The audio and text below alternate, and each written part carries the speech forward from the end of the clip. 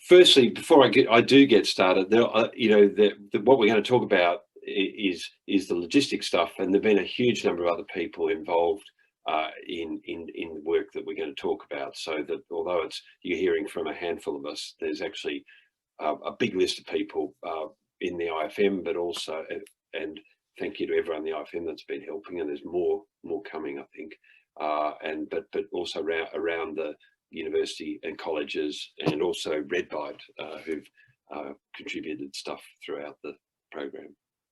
So what I'm going to do is just we're going to talk about the logistics of trying to run the student pool testing program, but we're going to begin with the assumption that people perhaps don't even know how the student testing program is running and what it's doing.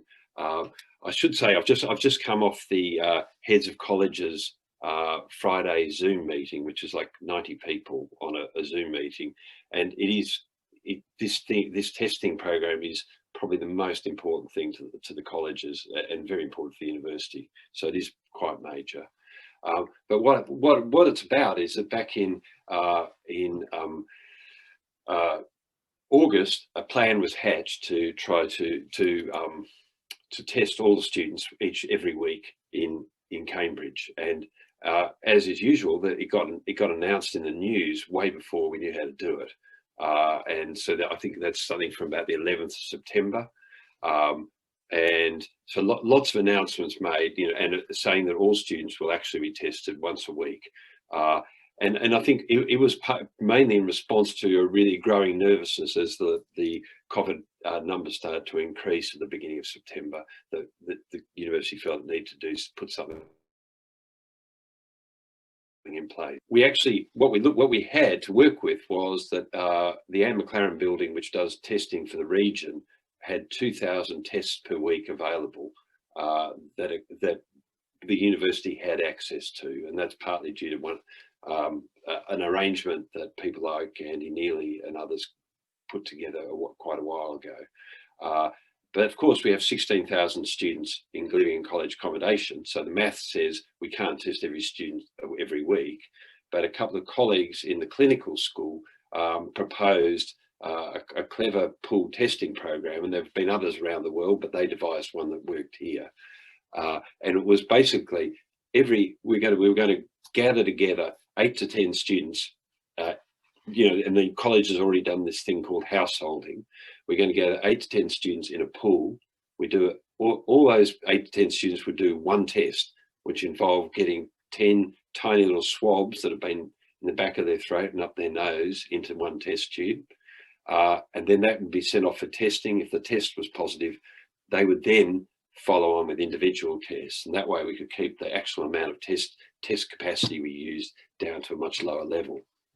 So I was asked in late August to advise on test kit production and logistics, and of course there was just a question: could we advise? And then the plan was announced. The concept was announced in early September to the media. So that's kind of where we started.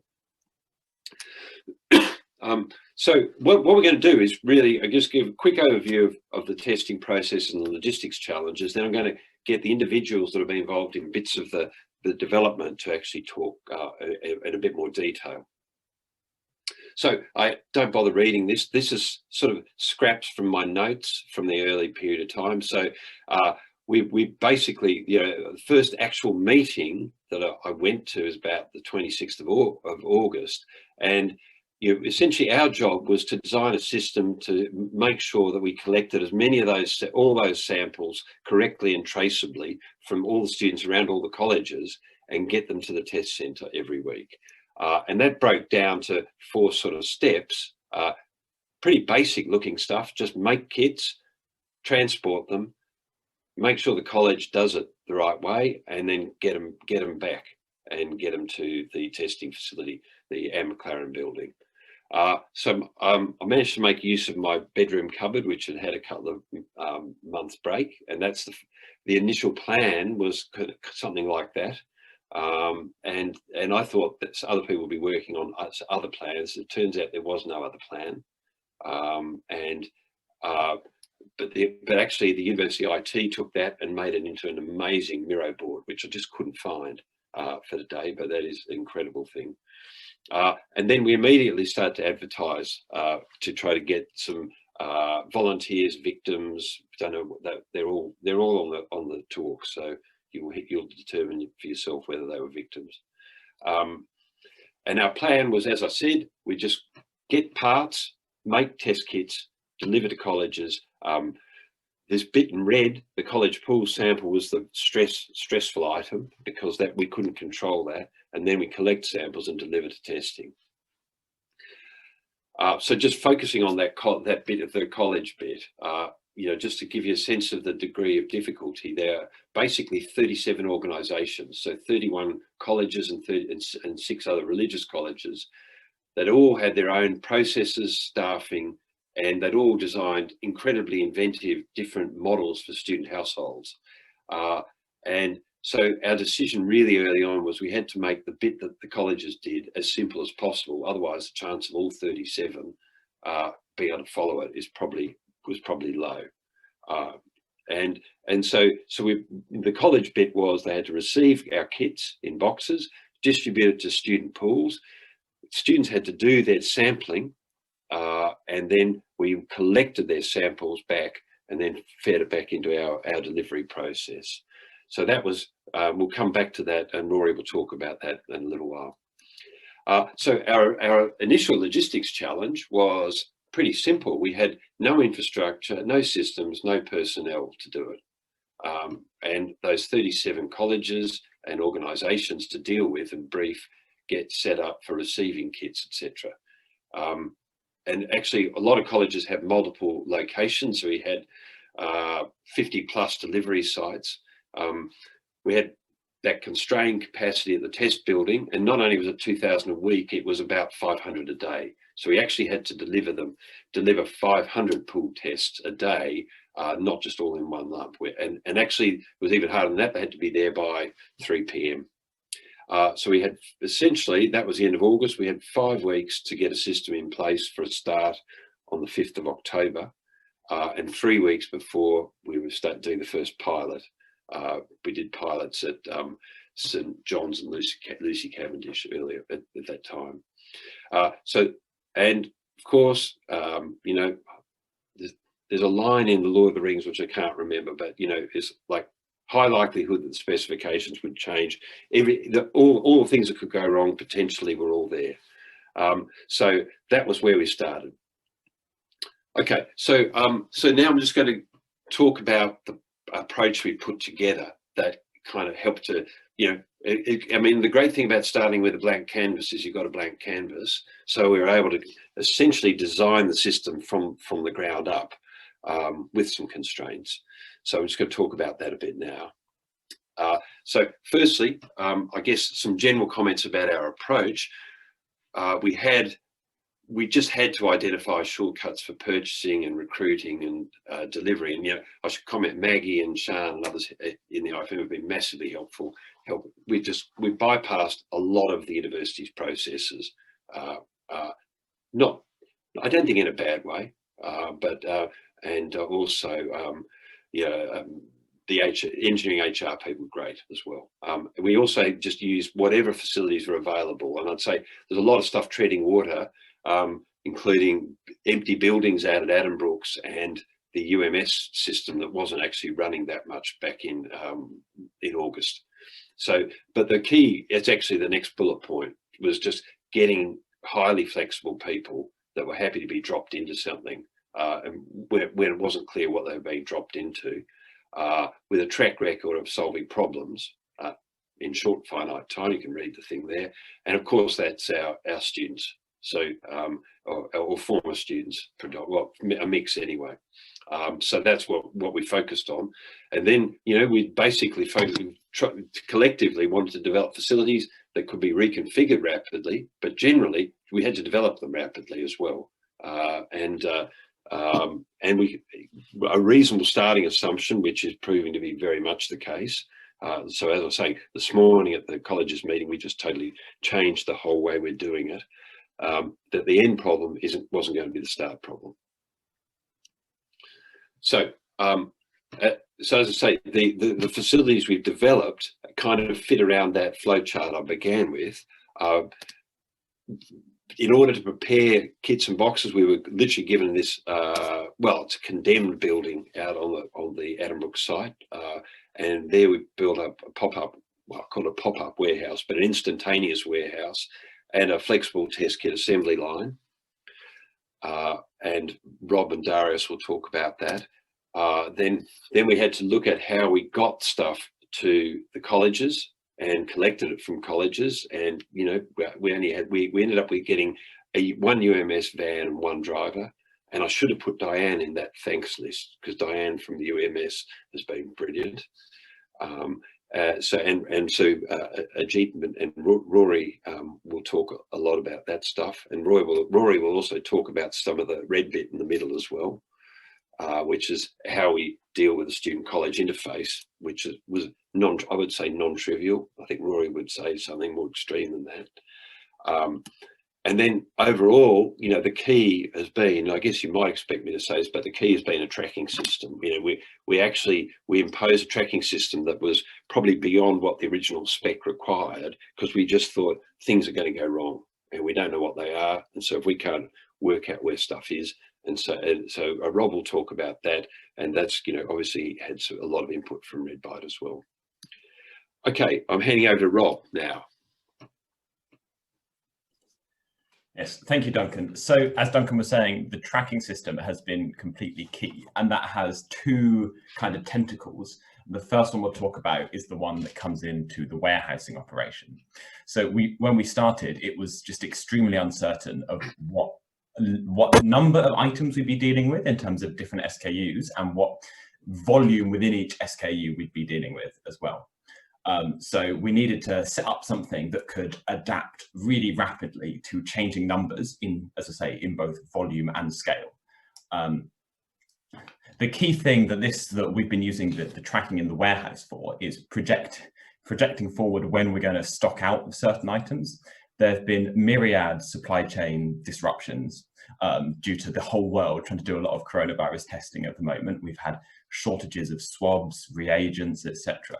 And so by keeping real-time track and having this system for Itemit developed by Redbyte, where we can very simply scan in and out all the items we're using, we have a real-time stock count at any point. And as soon as we're aware of any kind of supply disruption, we can immediately look and see what's projected forward.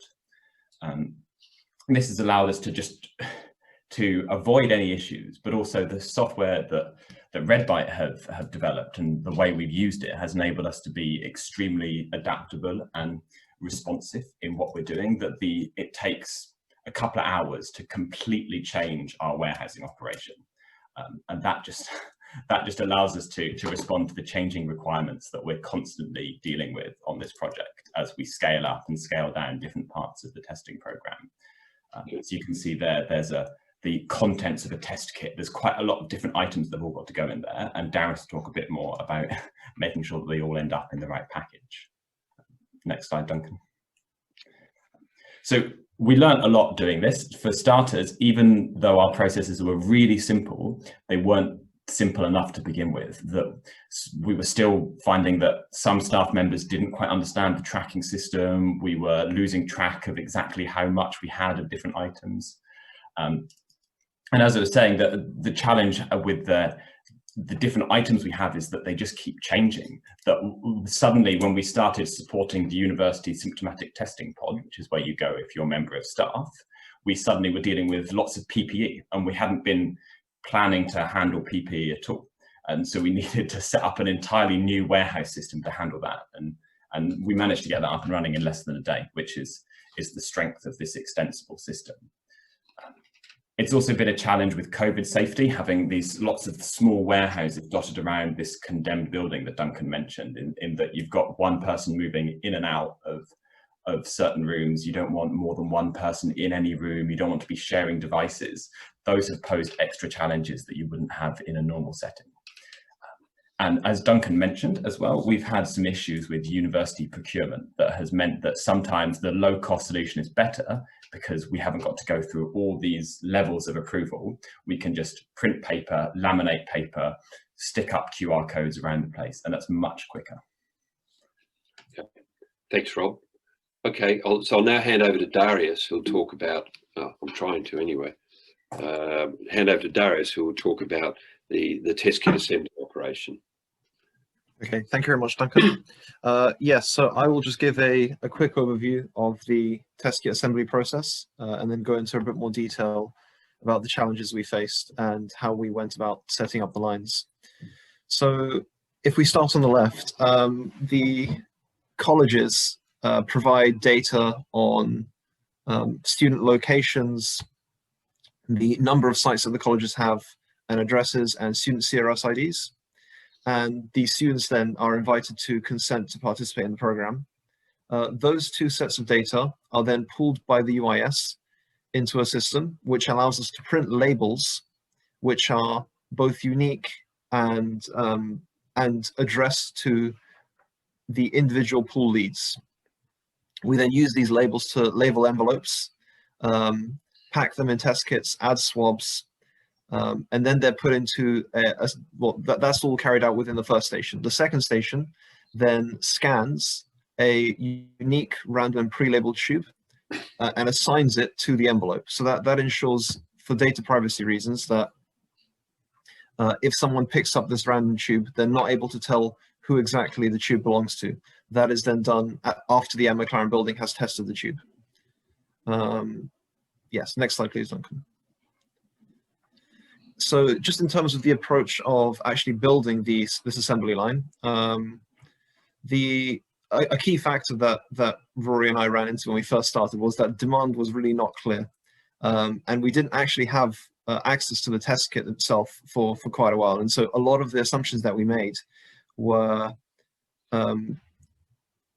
to give us enough capacity such that if we had underestimated, we would still be able to deal with demand. So the packing site is based at the West Formby building, as Rob mentioned.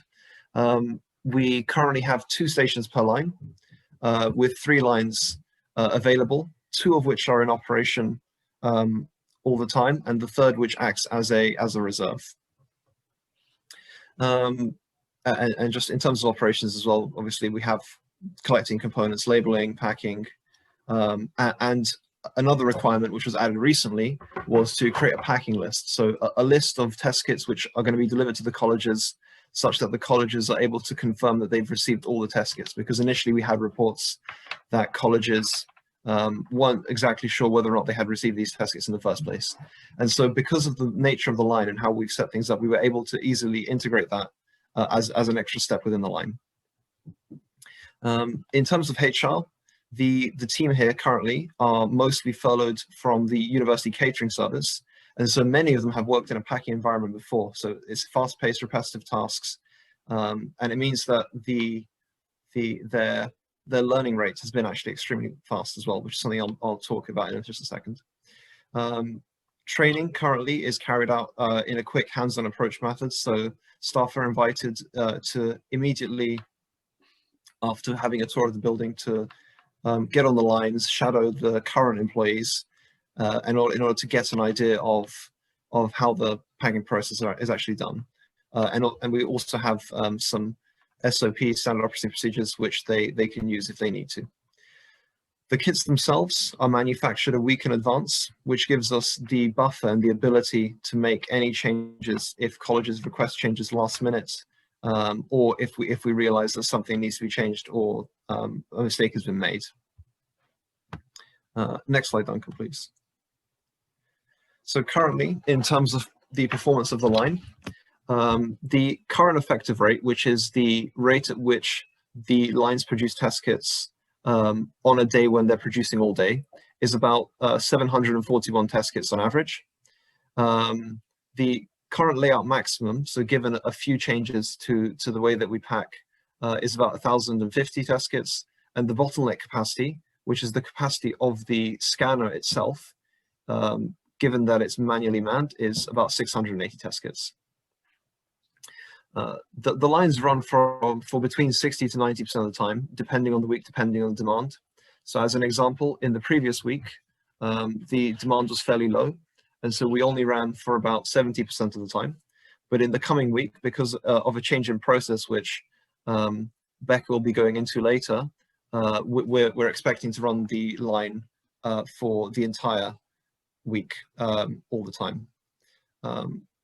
We've observed a very steep learning curve. So initially, the takt time on a line was about 45 seconds, but that has dropped to 24 seconds. And so we've been able to use that extra capacity to build symptomatic test kits for the university staff, symptomatic staff and symptomatic student pod, as well as doing more stock counts, more meetings, and other tasks. Next slide, please, Duncan.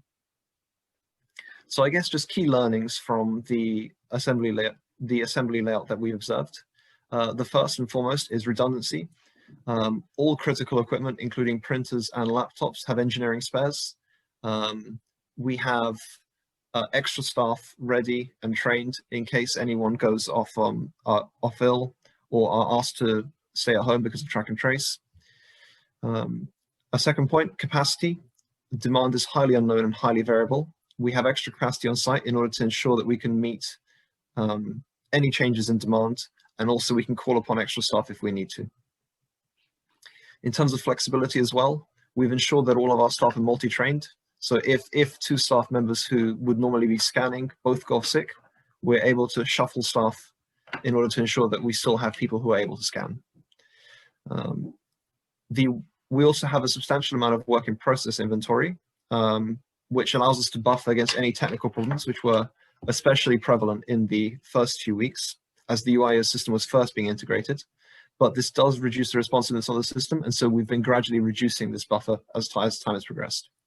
A fifth point that I would like to add as well is echoing what Rob said as well, procurement, ensuring that you have a single, clear and quick procurement pathway is extremely important, as that was a critical factor to begin with, and something that Maggie and Sean helped us a lot with in order to order in items which we wouldn't have been able to get on time otherwise.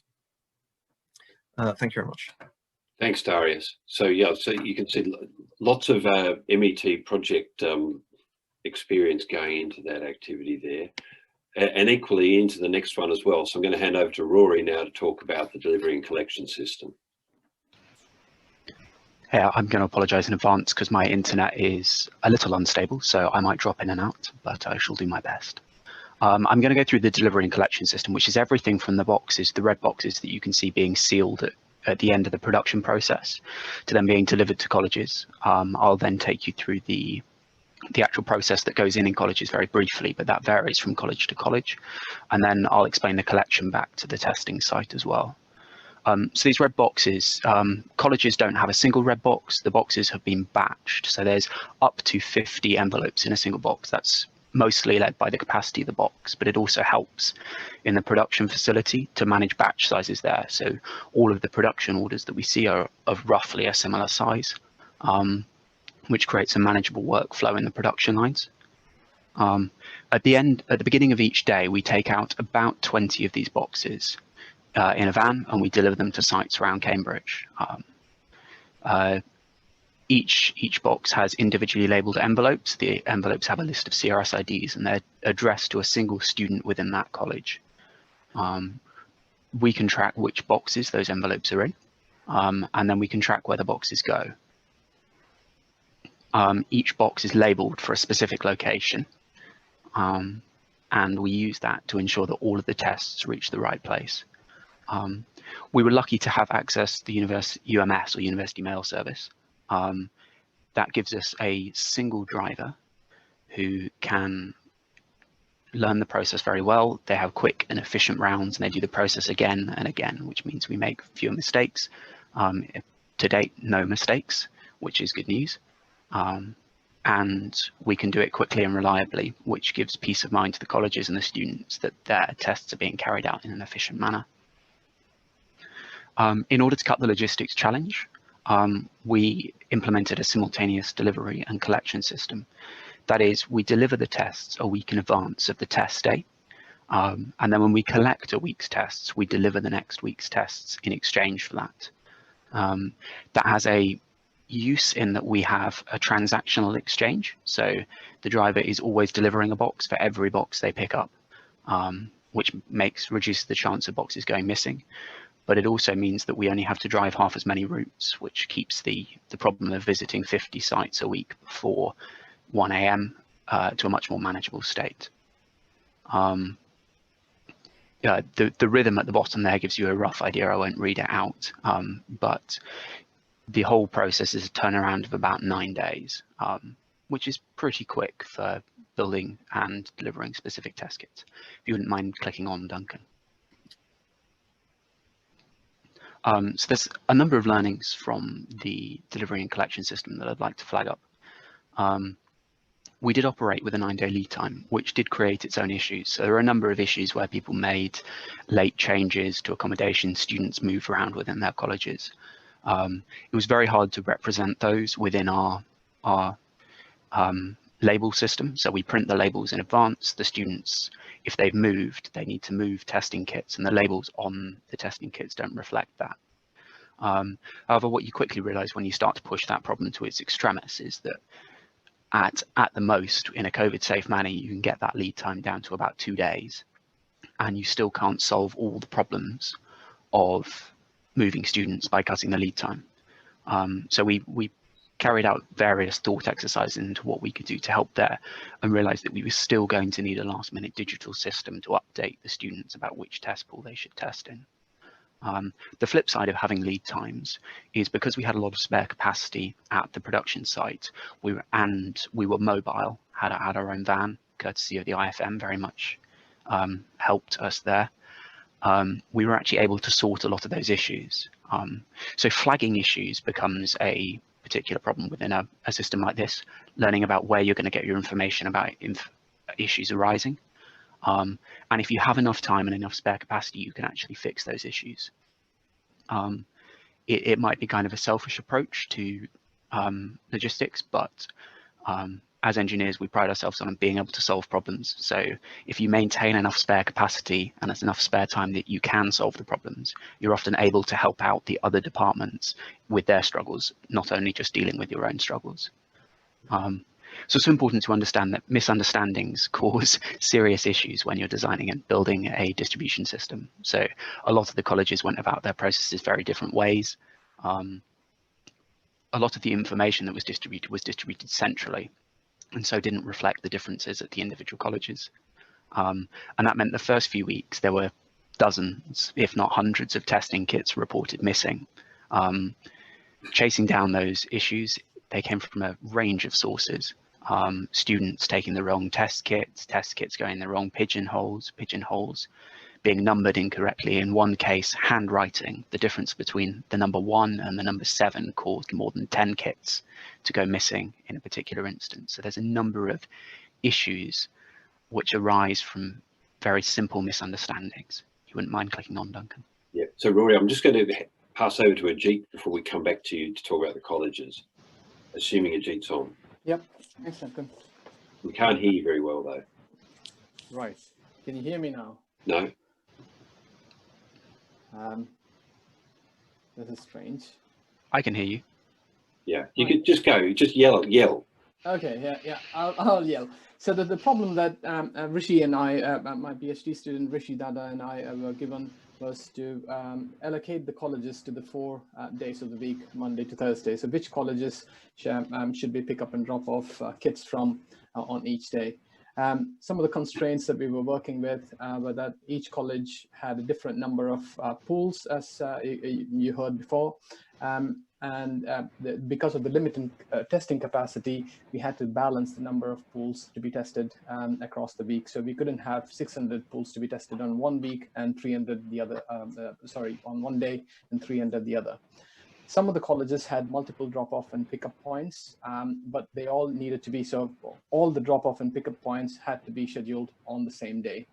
There were constraints in timing as well, so pickups couldn't be started before a certain time, and they had to be completed before a certain time, so all the packages could be returned to Anne McLaren building by a certain time of the day. So the objective for our problem was to minimize the time taken from start to end while meeting all these constraints that I illustrated before. The time included the time of travel between the different locations, but also the time taken for the actual drop-off and pickup as well.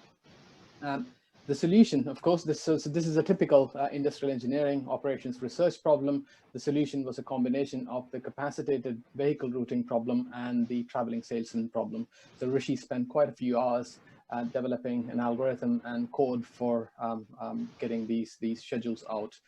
The method that we used was to use Google Maps API to get the distances between each of the locations and each of the colleges. We first then modeled the problem as a capacitated vehicle routing problem to identify which colleges should be put on which day. We assumed a single location for that particular bit of the problem. Just to highlight, we made use of Google's OR toolkit that is also publicly available, along with the Google Maps and the directions API to get the distances and everything sorted.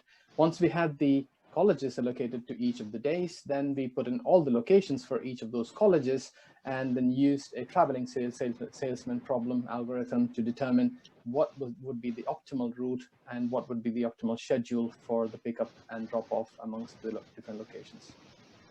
That's it. Thank you, Ajit. And I should say that it's been amazingly helpful to have that all sorted out. It's made everything very smooth.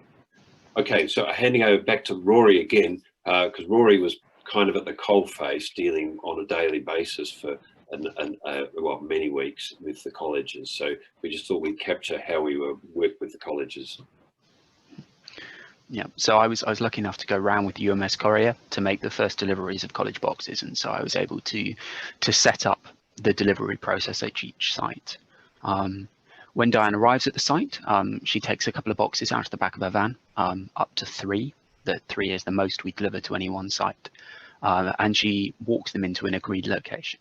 Now, some of the colleges were very easy, gave us locations right near the front of colleges. Some of the colleges were much more picky about where they wanted their boxes to be delivered to. So it was a negotiation task that had to be carried out there to ensure that the areas were accessible for students to drop off their tests, the areas were accessible for the courier to drop off their test, and particularly that the college wasn't trying to move those boxes around over the course of a day. There's one college that does actually carry out a very different pickup where they go around to all of the student households and pick up the tests from the doorstep of the household. And whilst that worked very effectively, now in the first couple of weeks, that caused some quite serious issues. Every site has a QR code stuck to the porter's lodge. So in order to actually check the boxes in and out, rather than having a pile of paperwork that the courier has to get signed, everything is tracked through the Itemit app. That's the same app Rob mentioned that we use for stock counting in the warehouse. And that means in real time, we can see where all of the boxes are. So if necessary, we can tell where on the route the courier is. We can check that the right boxes have been left behind. And that has flagged up in a number of cases where colleges have turned around to us and said, we've got the wrong box, nobody's picked up our tests. In one case, the college wanted to drive and had emailed that they wanted to drive the box down to the testing facility themselves. And because we had the tracking information, we were able to verify remotely that they did in fact have the correct box of prepared test kits. If they had chosen to deliver that box to the testing building, we would have had to completely re-prepare the kits because the testing building is not a COVID safe facility in the same way that our production facility is. Each college has its own different systems internally. So negotiating with the colleges, and I'll express that even with 37 different institutions, some of those institutions had different sites which have different processes.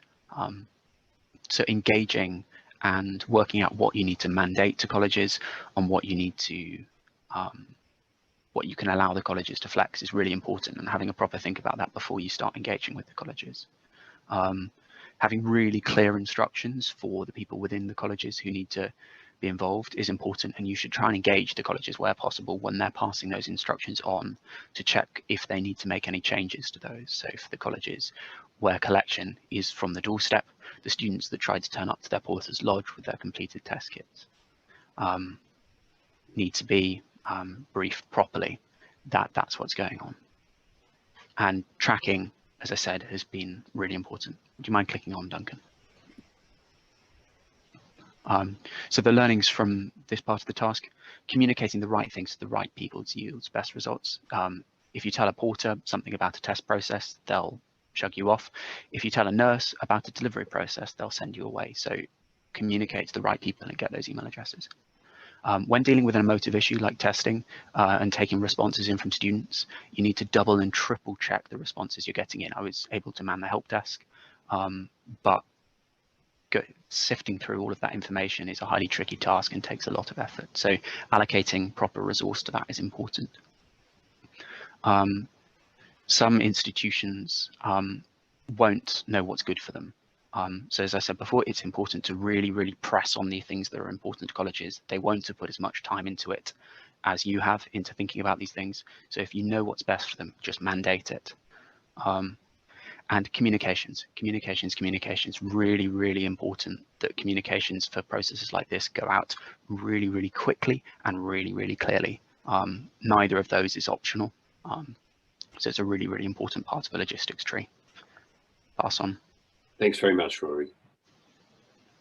So finally, the last bit of the puzzle is to get Rob to talk about the tracking system overall. Thanks, Duncan. In the interest of time, I won't go into the deep complexities of the tracking system, but the key is that overall we have these QR code tags, and it's based on Itemit. The QR code tags are on every box and they're at all 50+ locations we're dealing with, so that we can associate a box with a location, and therefore when we get issues, we can usually go back and say, well, look, the box is in this location and we're sure of that because of the scanning of the QR codes. Now, that does rely on a manual sort of scanning and association process. So we're experimenting now also with GPS tagging a few of the boxes so that we get automated updates of their location rather than having to rely on the driver to make all the scanning and association steps themselves.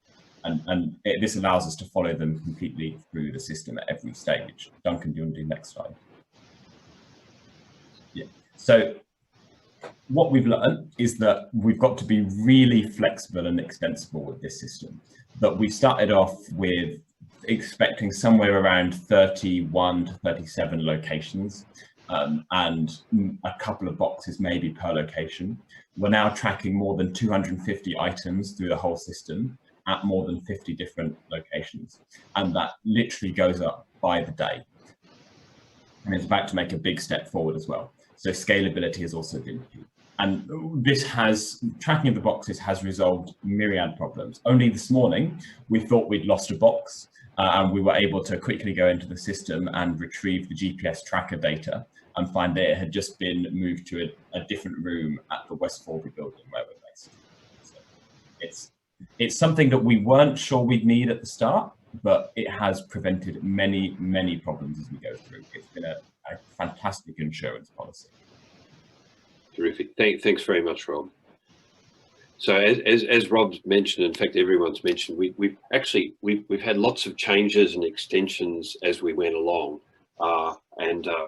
you know, we're now supporting the Asymptomatic University pod, testing at the University pod, and various other activities as well. But probably the biggest extension is the one we're about to face in the next couple of weeks. And Becca, who's just joined us in the last week to take over from Rory, and who did a fantastic job, has now actually started his new job. Will take us through the extension development. Yeah. I hope you can hear me. Can't hear you very well, Becca. Oh, okay. Wait up. Yep, that's good. Yeah? Yep. I'm in an echoey building, so I apologise. So currently the University Test Centre, which is by the engineering department, has a capacity of 130 tests per day, and it has a maximum of 200. But that is supporting all symptomatic testing for the university staff, non-resident students and resident students, and it also is doing the asymptomatic follow-on. So we're proposing that there's going to be alternative with dealing with the asymptomatic pool testing follow-on tests. So if we move on to the next slide. So currently, if you are symptomatic staff or non-resident students, you go to the university pod to do your test. And with a new mini pod system, for the asymptomatic confirmation, there's going to be a collection for students in colleges will be able to go and collect a kit from their college and do their test in the room, and then be able to drop it off. And we will be doing daily collections of those tests from the mini pods, and then they will be able to get their test confirmation within 24 hours. If we go on to the next slide. So the great thing is that we can reuse all the logistics and the IT solutions from the asymptomatic program and bring that across to this one. And it's going to be a much simpler thing for the students for their asymptomatic confirmation. To start with, we are going to do 6 mini pods, and then we're going to scale that up to 50 in the college, in each individual college eventually. But for the moment, we will just start with the 6 mini pods, and it will be using very similar logistics at West Forby, and then combine that with daily deliveries from these 6 mini pods, which we are currently in the process of doing. Thanks, Becca. I think that's and just to add to that, this system that Becca's just introduced is what's going to allow the university to test every student every week. So we haven't had the capacity to do that, but for the last 2 weeks of term, every student will be tested through the pool system and followed up if they get a positive pool result, which we're hoping will also allow the students to go home. It's one of the big challenges, not just here, but actually across the country, is how to deal with university students finishing university and then going home for Christmas and trying to minimise the spread of COVID during that process. So just to wrap up, so you've heard a lot of learnings from all the different areas, and this is just a kind of some more broad observations, and it kind of reiterates what you've heard already, that some hard issues about the processes is, we've learned that we had to use what was there because we actually didn't have a choice most of the time. We've lived with continuously changing specifications, and as Rob and Rory both said, we just need to assume things will go wrong. We've assumed from the beginning that things are going to go wrong, and put systems in place that people disagreed with at times on that assumption. And the bit that we couldn't control, the college bit, we've made as simple as possible. But some other softer issues are things like, actually there's a totally different view. The clinical people are pretty gung-ho about how to deal with COVID. I mean, you might expect that, but when you get around to a college, you get a huge variation in who's willing to be anywhere near something that might be a COVID test kit. The students just incredibly inventive in terms of, so you saw those cartoons before, the way they misinterpret even the cartoons and how to do their tests, extraordinary. And anyway, we won't go on about that. There is a bit of stress, quite a lot of stress associated with COVID-19, and we've had to take that into account in our processes. And that's one of the reasons for that change that Becca mentioned. And we actually, we have a supply chain that's closed loop in the sense that we deliver out, but actually we have to get it back as well, and people are in the middle of that, which makes it challenging. And the other thing is that it's changing now, but there was an initial assumption that logistics would just happen. So we've been up against that. And I should just add, and this is something, for example, that Rob particularly is picking up, that there's a huge range of potential research threads and collaborations and case study opportunities. So we're keeping as much information about this process, which is kind of like as I said earlier, like a live MET project as we've been going. And, it's kind of evolving into all sorts of different directions. And probably, I guess, the finishing picture, we've had a lot of interest in the last 3 weeks from elsewhere because, as I said, the government is considering, how it will deal with all the universities in the UK. And that chap on the left is bloke called William Waugh, who's the Prime Minister's special health advisor, who came to have a look, and we've subsequently had another follow-up visit from the NHS track and trace people. Not that our system would work elsewhere, but they're interested in the learnings from running the systems here in Cambridge. Okay, on that note, we'll finish. Thank you.